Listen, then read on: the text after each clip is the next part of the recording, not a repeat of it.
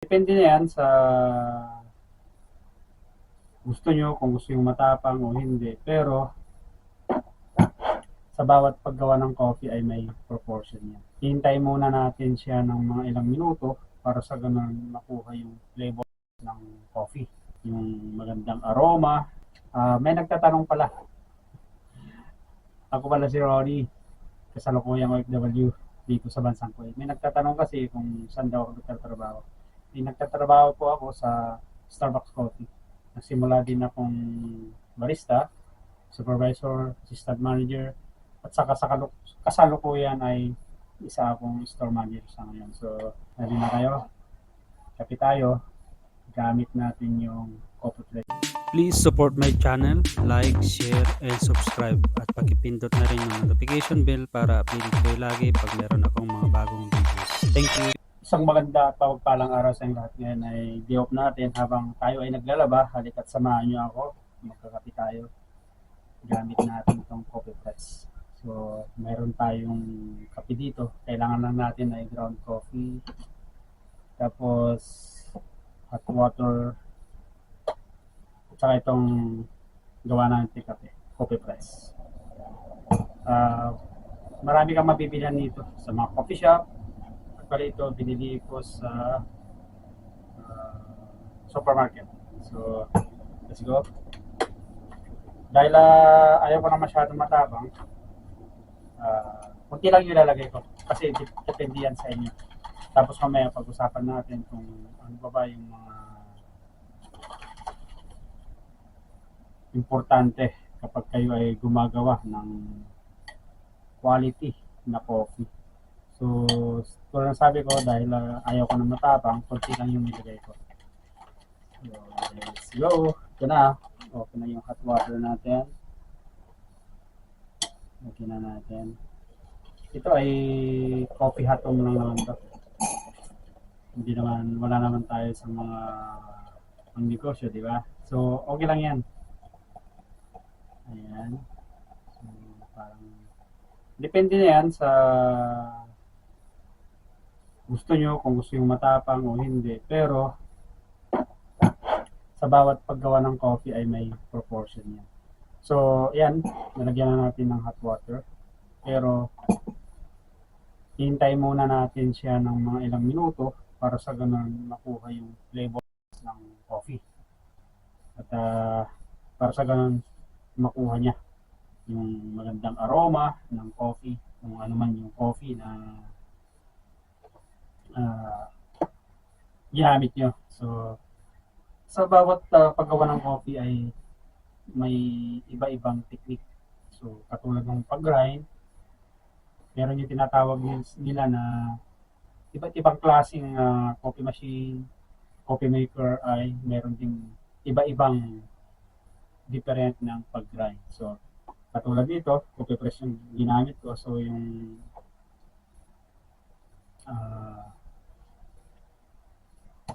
ginamit kong grind ng coffee is pang coffee press din. Kasi nga, meron din yung maraming klaseng grind ang kape. Di ba, gusto mong Turkish coffee, of course, Turkish grind. Meron din yung tinatawag na espresso. So, meron din yung tinatawag na kapag gumamit ka ng coffee maker, yung beacon. Tapos meron din yung mga filter, kasi may iba't ibang klase din ng filter. Pero ito yung pinakamaganda na para sa akin lang. Kasi kahit lumabas ka, magdala ka lang ng hot water, yung kape mo, coffee ground, asukal, o kaya creamer mo, pwede na, katalo na.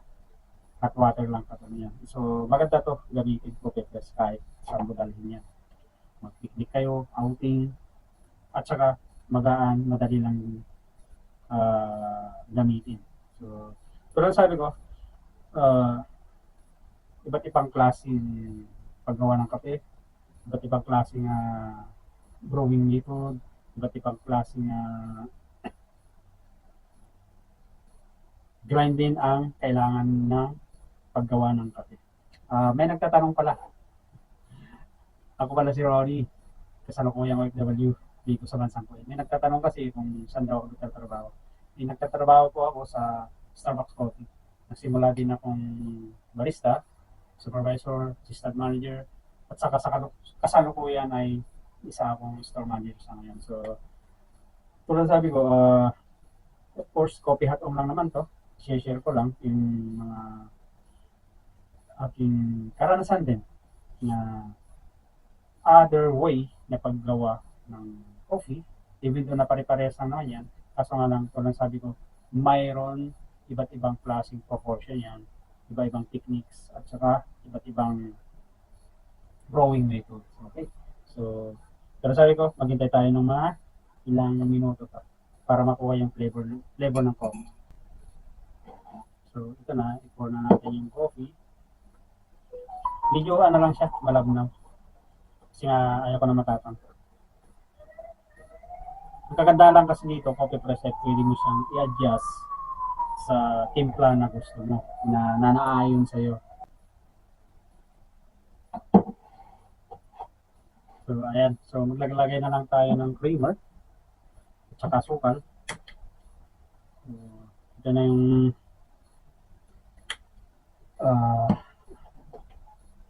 pampagising natin. So, asukal. So, depende yan sa, sa templada nyo. Kung ayaw nyo ng asukal o konting asukal, kayo lang mag-a-adjust. So, oops. Tsaka, ito, pag nakalimutan ko pa lang i-share sa inyo. Pag pour sana, pag amuyin nyo, ang bango. Depende. Iba yung aroma eh. Na para bang nakaka-repress pag umaga. So, ready na kayo? Kape tayo. Gamit natin yung coffee press coffee.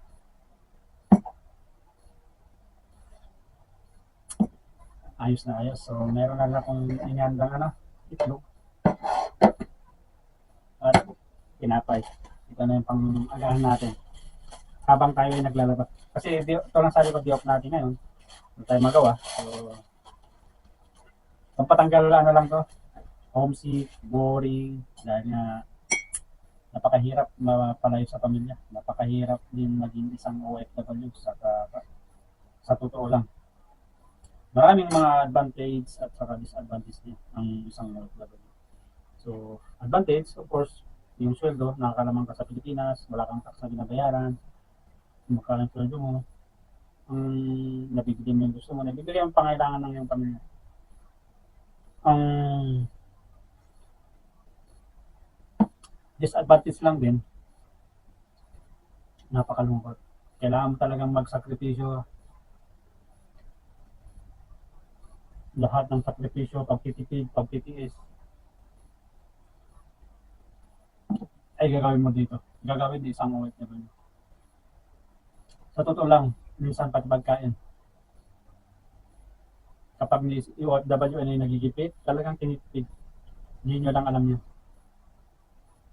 Lalong-lalo na pag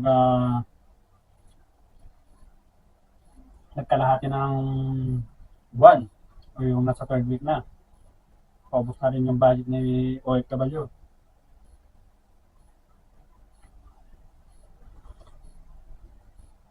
Talagang lahat yan, pagtitipid na pwedeng gawin, ay gagawin niya.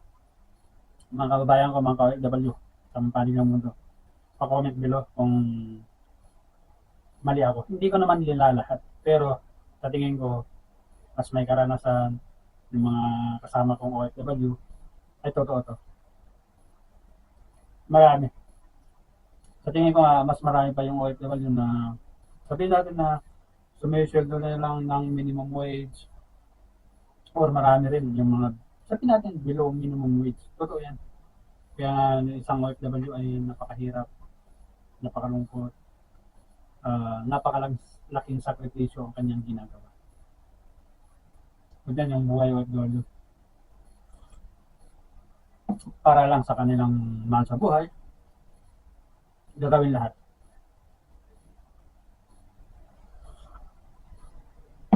Ako sa tinagal ko na rin dito sa abroad, dito sa ibang bansa, marami na rin akong mga nakakausap na mga kapwa OFW na pagdating na ng third week, minsan humihiram na yan,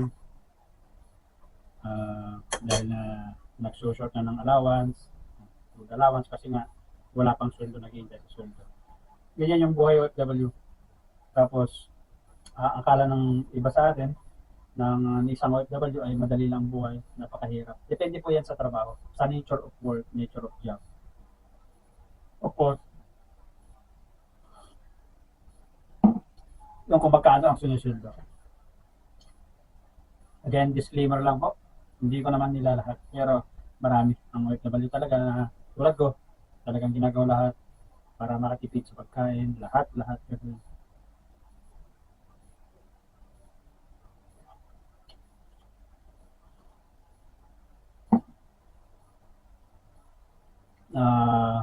Ito yung pag content, ginagawa ko lang to as libangan kasi nga napaka-boring, napaka-homesick tulad ng sabi ko. Kailangan gumawa ng magpalipas oras.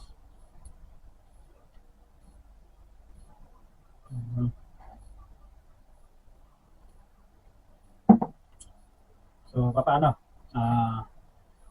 Mga kababayan, mga ka-OFW, sana pasupport nyo ang channel ko. Like, share, and subscribe. At siguro, pag uwi natin sa Pilipinas, someday, pag nagpuro na tayo, mas marami tayong may vlog doon. Kasi nga dito, wala eh. Hindi ko naman pwedeng lumabas, mag-video-video na lang dyan. Dahil nandito tayo sa Muslim country, kailangan natin sundin yung alituntunin nila. So, ito lang, tulad sabi ko, ginagawa ko lang as libangan. Habang naglalaba, hinihintay na matapos. Ito, kakabit, saka kunting video.